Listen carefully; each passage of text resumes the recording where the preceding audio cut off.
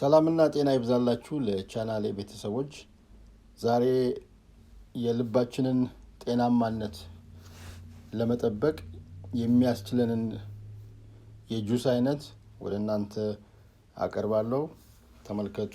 ጁሱን እናንተም አዘጋጅታችሁ ተጠቀሙ። ማለትም እንግዲህ በሃይ ኮሌስትሮል ከፍተኛ ኮሌስትሮል መጠን በደማችሁ ውስጥ ከተገኘ፣ የደም ግፊት ካለባችሁ፣ እንዲሁም ደግሞ የስኳር መጠናችሁ ከፍ ካለ፣ እንግዲህ እነዚህ የተያያዥ በሽታዎች ስለሆኑ ችግራቸውም ደግሞ የሚያመለክተው የሚያተኩረው በልብ ላይ ስለሆነ ልባችንን በጤናማነት መጠበቅ ስለሚያስፈልግን ይሄ የሚከተለውን ጁስ ብንጠቀም ለልባችን ጤናነት ፍቱን ነው ተብሎ ይታመናል።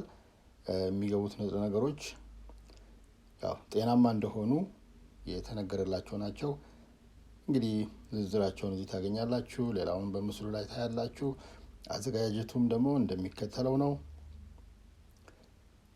ያው እዚህ ብሌንደር ወይም ሼከር ሊኖራችሁ ይችላል።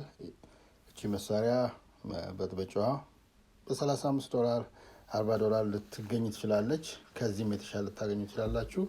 ትልቅ ብሌንደርም አያስፈልጋችሁም። ለአንድ ብርጭቆ ለቤተሰብ ከሆነ ግን ለሁለት ሰው ከሆነ ግን ከፍ ባለ ዕቃ መስራት ትችላላችሁ። እኔ ግን አሁን ለአንድ ብርጭቆ የሚሆነው ነው እዚህ ጋር የማዘጋጀው። እዚህ ጋር ቅድም ያያችሁት ንጥረ ነገሮች ሁሉ በዝርዝር የተጻፉት ተገናኝተው በዚህ ሼከር ውስጥ እንደዚህ ገብተዋል ከግማሽ ብርጭቆ ውሃ ጋር። አሁን እንግዲህ እንደዚህ ውጤቱ እንደዚህ ሆኗል። ያ የተሰራው ጁስ ይሄ ነው። ይሄ መጠጫው ነው፣ በማዘጋጃው ነው። ብትፈልጉ በብርጭቆ ቀንሳችሁ በብርጭቆ መጠጣት ትችላላችሁ በተመቻችሁ። ያ ጁሰሩ ራሱ የሚዘጋጅበት እንደ መጠጫም የተዘጋጀ ነው።